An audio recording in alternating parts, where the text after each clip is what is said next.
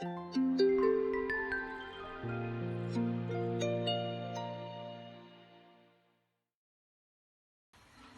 my name is Johanna and I'm the assistant head teacher at St Osmund's Catholic Primary School in Barnes, and I've chosen to read 5 Minutes Piece by Jill Murphy for Bedtime in Barnes.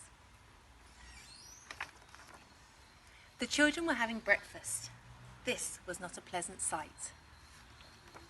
Mrs. Large took a tray from the cupboard. She set it with a teapot, a milk jug, her favourite cup and saucer, a plate of marmalade toast, and a leftover cake from yesterday. She stuffed the morning paper into her pocket and sneaked off towards the door. "Where are you going with that tray, Mum?" asked Laura. "To the bathroom," said Mrs. Large. "Why?" asked the other two children. "Because I want 5 minutes peace from you lot," said Mrs. Large. "That's why." "Can we come?" asked Lester as they trailed up the stairs behind her. "No," said Mrs. Large, "you can't." "What shall we do then?" asked Laura. "You can play," said Mrs. Large, "downstairs by yourselves and keep an eye on the baby." "I'm not a baby," muttered the little one. Mrs. Large ran a deep, hot bath. She emptied half a bottle of bath foam into the water, plonked on her bath hat and got in. She poured herself a cup of tea and lay back with her eyes closed. It was heaven. "Can I play you my tune?" asked Lester. Mrs. Large opened one eye. "Must you?" she asked. "I've been practising," said Lester. "You told me to. Can I, please? Just for 1 minute." "Go on then," sighed Mrs. Large. So Lester played. He played "Twinkle, Twinkle, Little Star" 3.5 times.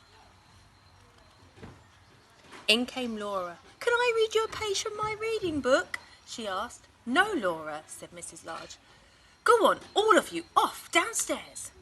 "You let Lester play his tune," said Laura.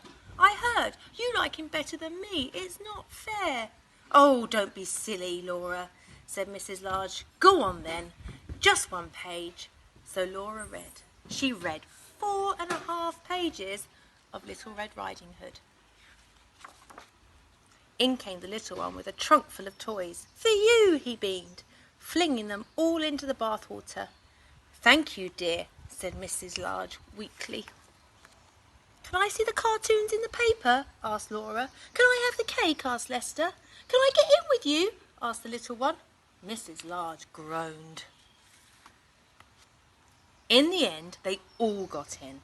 The little one was in such a hurry that he forgot to take off his pyjamas. Mrs. Large got out. She dried herself, put on her dressing gown and headed for the door. "Where are you going now, Mum?" asked Laura. "To the kitchen," said Mrs. Large. "Why?"